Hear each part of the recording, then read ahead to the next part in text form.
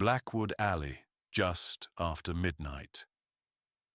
No moon to speak of, only the kind of dark that collects in narrow places between old buildings, the kind that has been gathering there for longer than anyone now living can say. She was running, not gracefully, running the way people run when grace has stopped mattering. Her coat caught the cold air behind her like something trying to hold her back. Above her, old buildings leaned in close, the way they do in streets built before anyone thought to make them wide. A single streetlight flickered, once, twice, the particular dying flutter of a candle giving up. She stopped, looked back over her shoulder, looked ahead. Gone, not running further, not hiding, not turning some corner the dark had hidden from view. Gone. The alley stood empty. Rain began to fall, slow, unhurried, entirely indifferent to what had just happened beneath it. And the water started finding its way into the cracks between the cobblestones, the way water always does, eventually, everywhere.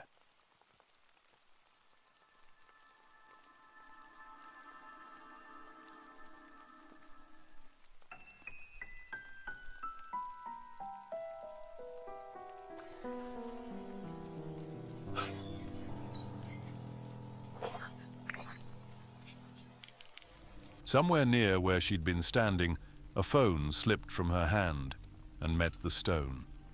Its screen cracked, but the phone itself did not stop. It lay there, face up, recording. A small rectangle of pale light pointed at nothing, faithfully capturing an alley with no one left in it to film. The streetlight gave up entirely. Darkness took the rest of the alley the way it had already taken her. Truth has a funny way of leaking out. The Blackwood Alley Case. Episode 1.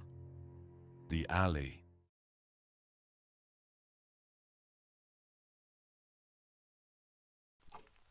Percy's study was a room that had been lived in thoughtfully. Bookshelves rose floor to ceiling, every volume read rather than merely displayed. Case files sat in labeled folders, precise as teeth in a comb. A chessboard held a game with no opponent, frozen mid-thought. A single armchair angled itself toward a window that looked out on a grey London street.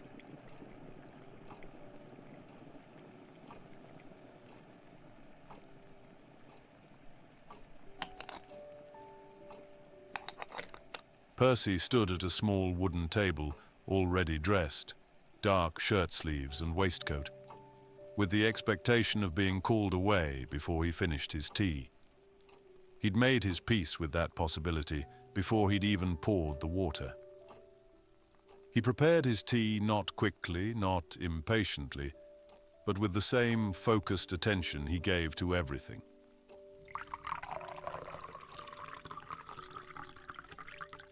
People ask me why I retired.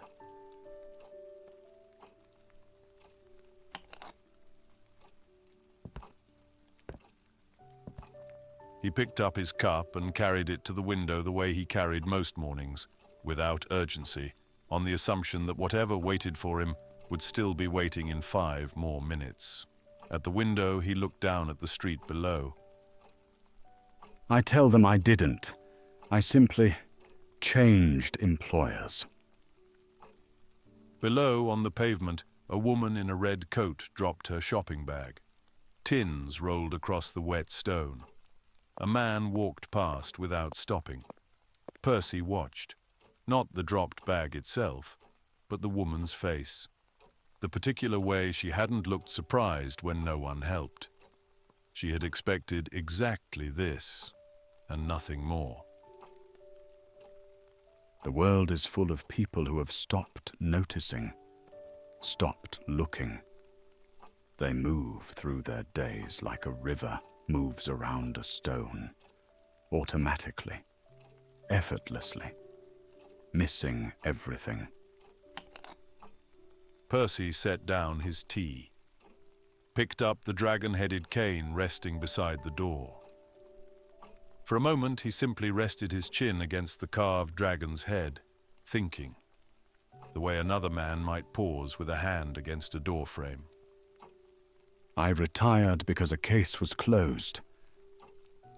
Taking a deep breath, he straightens up. I retired because I was the only one who knew it shouldn't have been. The cell phone dings. Percy reads the message. His face gave away nothing at all. Percy's stillness was its own kind of fluency, but the cane answered for him. One sharp tap against the floorboards, the sound of a decision already made. It would not be the last time the cane spoke before he did.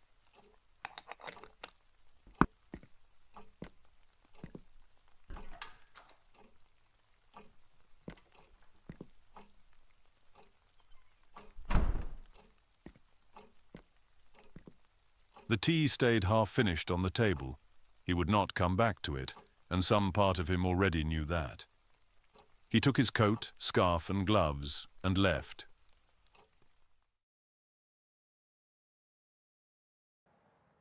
By morning, the alley wore a different kind of disguise. Police tape, a forensic tent that looked like an afterthought already. Two officers stood at the mouth of the alley, hands in pockets, shoulders hunched against a cold that had nothing to do with the weather. Then, the tap of a cane on wet stone. Percy entered from the far end of the alley, his long coat catching what little grey light the morning offered. He stopped at the tape and studied the space the way a conductor studies a score, reading something no one else in the alley could hear. She came from the south end, running, which tells us she had already seen something, or someone, before she entered the alley. People don't run toward a threat. They run from one they haven't quite escaped yet. He stepped over the tape without ceremony. An officer, young, visibly impatient, strode toward him. Sir, this is a restricted area. I need you to step back behind the... Percy crouched slowly near the spot where the phone had been found. He didn't look up. How long have you been on the force, officer? Hail. And that isn't. Hale. 4 years? 5? You have the confidence of someone who has been right enough times to stop questioning himself. Dangerous quality in this profession. Hale stopped, uncertain whether he'd just been insulted. The case is already classified. Voluntary disappearance. There is no evidence of... There is no evidence of anything. That is precisely what concerns me. Percy stood. He began walking the alley slowly, the cane tapping a thinking rhythm, faster now, his attention moving from surface to surface. No signs of struggle, no broken nails, no scuff marks, no disturbance in the debris along the walls. Whatever happened to her, she did not fight it, or she never saw it coming. Something near the far wall caught his attention enough to stop him mid-stride, and Percy did not stop for things that weren't worth stopping for. Her jacket is here. People leave things when they... This woman had plans for today, Officer Hale. People who intend to vanish don't buy coffee the morning before. Percy picked up the receipt with 2 gloved fingers, studied it, set it down again, precisely where he'd found it. the particular care of a man who believed objects remembered how they'd been touched. The police see what they expect to see. I prefer to look at what isn't there. Her keys are here. She wasn't planning on coming back to wherever she'd been. She was going home. Her Oyster card, still in the wallet. She wasn't taking a bus. She wasn't going far. A receipt. 8:47 yesterday morning.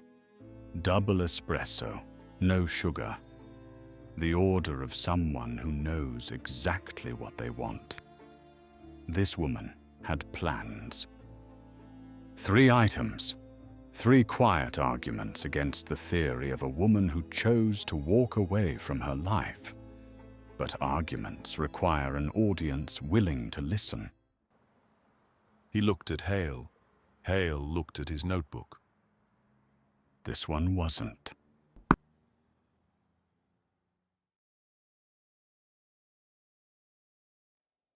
Percy moved further into the alley, away from the officers, away from the tape and the tent, and the bureaucratic noise of a case already being quietly closed before it had properly been opened.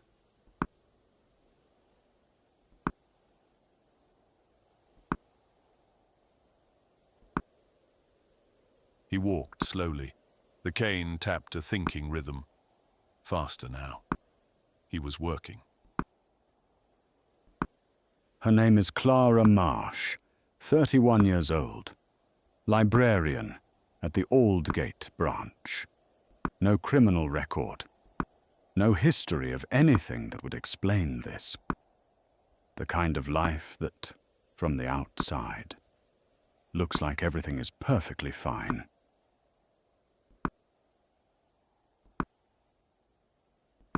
Percy pauses. Studies the wall on his left, and then to his right. Which is usually when things are not. Percy moves along the right wall. His gloved hand trails lightly over the brick, not touching, hovering, like he's reading heat. Then he stops. He leans close. His glasses nearly touch the wall. And there it is. Low down, near the ground, almost at knee height. Easy to miss if you weren't looking. Easy to miss even if you were. Low on the brick, where the alley's shadow sat thickest even in daylight. A symbol. Carved, not sprayed, not chalked. Carved with something sharp and patient and deliberate into the brick itself. 3 lines crossing at a single central point, enclosed by a circle, a small filled dot at the center. Percy stared at it.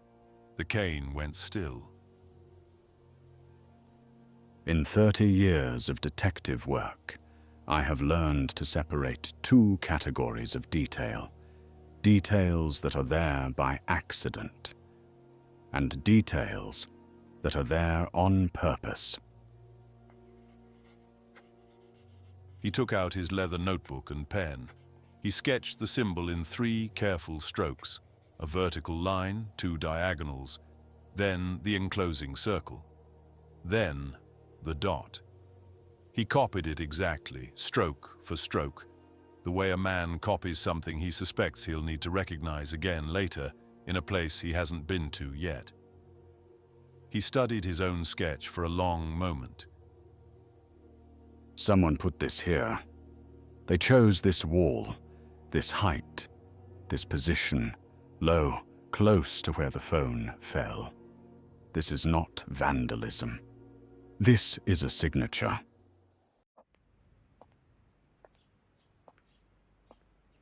Percy walked.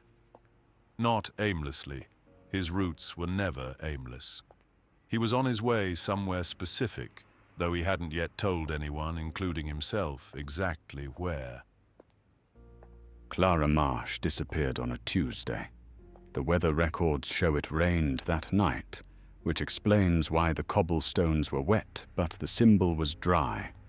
It was carved before the rain, which means whoever carved it knew, in advance, where she would be. He rounded a corner and stopped. Across the narrow street stood a bookshop. Old, dark windowed. A hand-painted sign hung above the door, its letters faded by years of weather. Closed, but somewhere at the back, a light still burned. Percy read the sign twice, the second time more slowly than the first, the way you read something when you suspect it's going to matter later. He tilted his head, looked at the door, looked at the dark window. He did not go in, not yet. There are two kinds of patience. The patience of someone waiting for the right moment, and the patience of someone waiting to be found. He noted the address the way he noted most things, without comment, certain he'd be back. That afternoon in Percy's study, case files lay spread across the desk. Photographs, old newspaper clippings, their edges gone soft with handling. Percy stood over them, hands clasped behind his back, his cane hooked over the arm of his chair. He was looking at something in particular, a single photograph, a different alley, a different city, 7 years old, and on the wall in the background of that photograph, barely visible, almost out of frame, the same symbol. The Morley Street disappearance. 7 years ago. 3 people, different ages, different lives, different everything. All vanished within 6 weeks of each other. All last seen near or on Morley Street. He picked up the photograph and held it to the light. The case was closed, officially, insufficient evidence. I was told, firmly, and by someone with considerably more authority than sense, to let it go. 7 years is a long time to keep a secret. Someone had been very patient. The cane tapped once. I let it go. He set the photograph aside and reached for his pen. And beneath the sketch of the symbol, in a hand that did not waver, he wrote a single word. Again.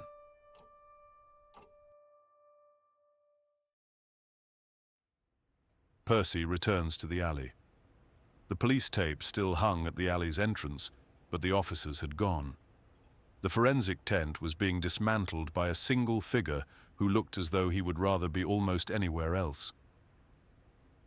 Standing at the mouth of the alley in the falling dark.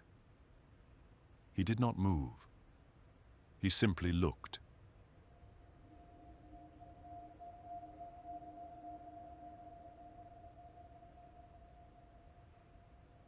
There is a particular quality to a place where something has happened. Not a supernatural quality. I want to be clear about that. I have no patience for the supernatural. But a residue of attention, of significance. The air in a room where something important was said never quite goes back to the way it was.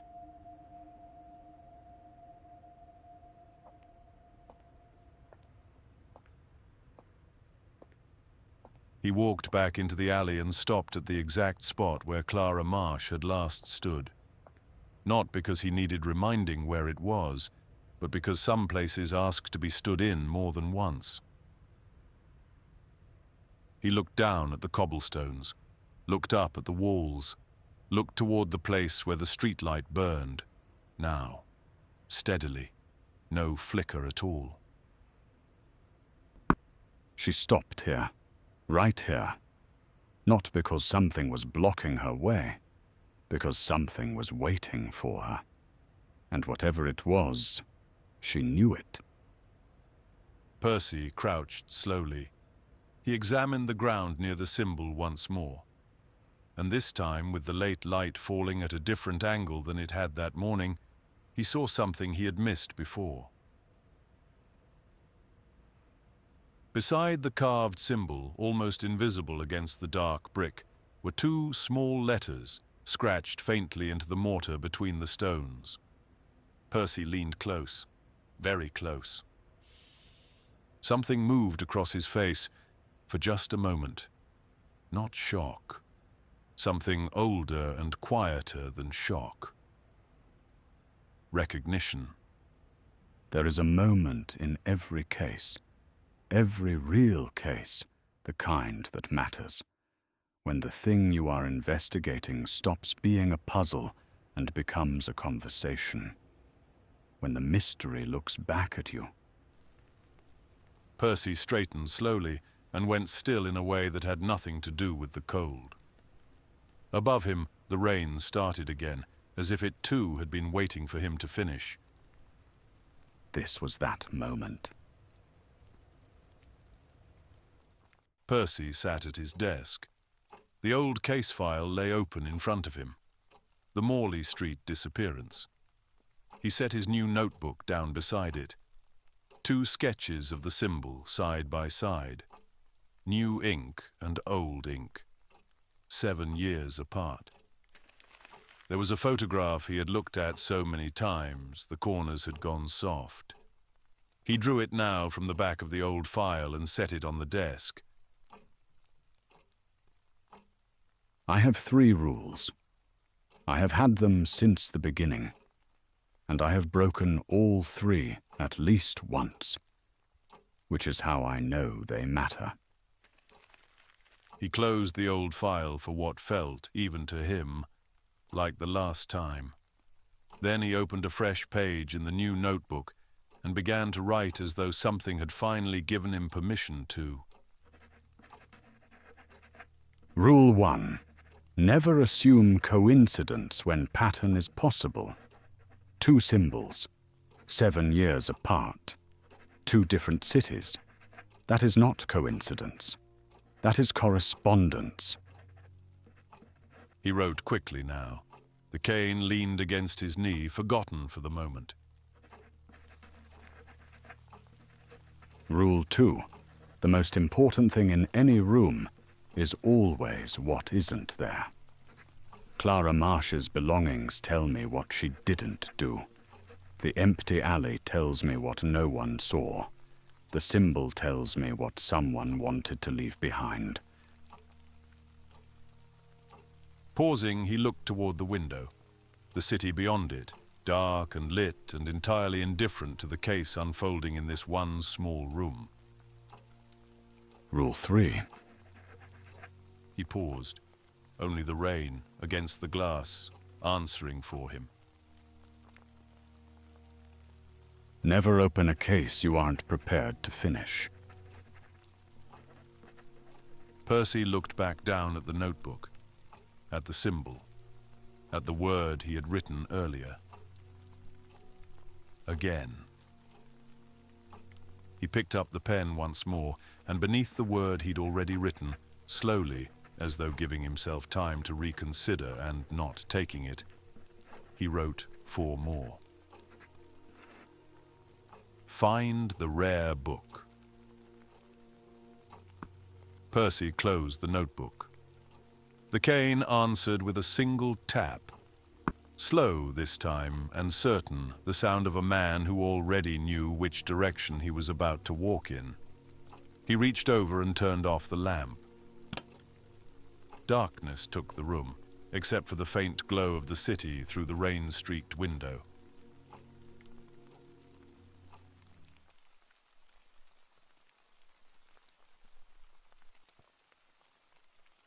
"7 years is a long time to keep a secret. Someone had been very patient." Next episode, the pattern. The same symbol. Old case files. 3 suspects step into the light.